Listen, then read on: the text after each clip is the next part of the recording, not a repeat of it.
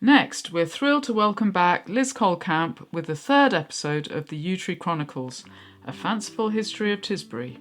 This week, it's the Saxons.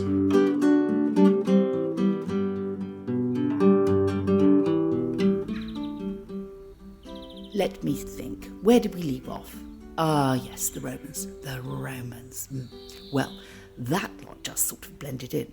I mean, it took a good few hundred years of marrying and making babies, but eventually the local tribespeople were no longer distinguishable from your average local Roman. Goodbye, Duro tribes. Hello, homogenized or Romanized Duro-Trigans. God, that was a tongue twister. Granted, the Roman ruling class held themselves a bit aloof. You could spot the JDFWs, that's just down for the weekend, in their two-wheeled chariots. But even they eventually upped sticks and hot-footed it back to Rome. All in this neck of the woods, life carried on being pretty pleasantly peaceful, well, at least for this young tree. Tisbury, as it was called in those days, was becoming a pre-medieval, much sought-after des res. Castle ditches, of course, had been long abandoned, and people seemed to prefer life down here in the valley.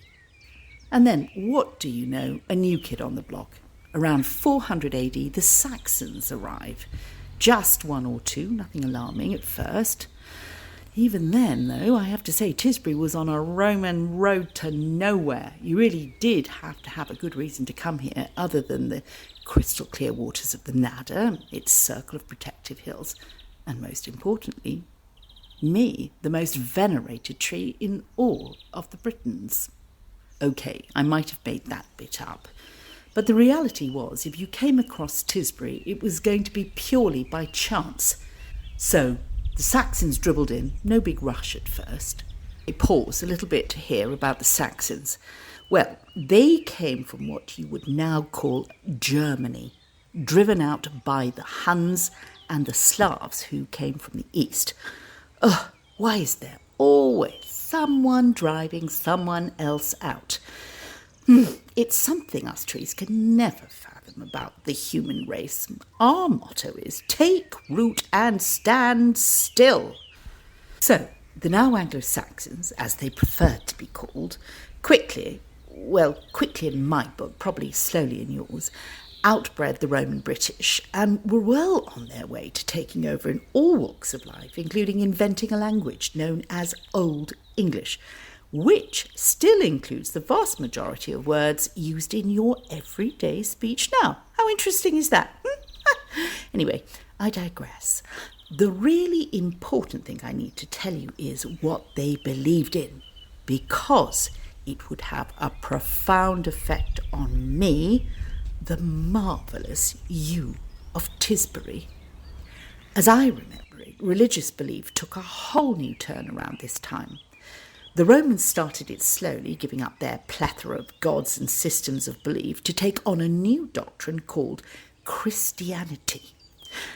To give the Romans their due, though, they might have been inclined to ruthless brutality, but in one big respect they had always been easygoing about what the locals believed in, and they didn't try and impose their gods on the Druids and the Duro tribes.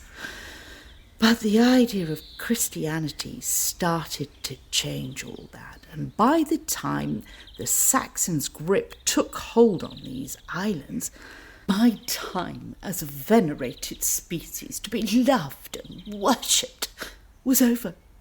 Instead, a building was raised right beside me, and they all went in there to pray to one god with no trees involved. Well, I took it on the branch, but inside I silently wept. Next week, monasteries and monarchies.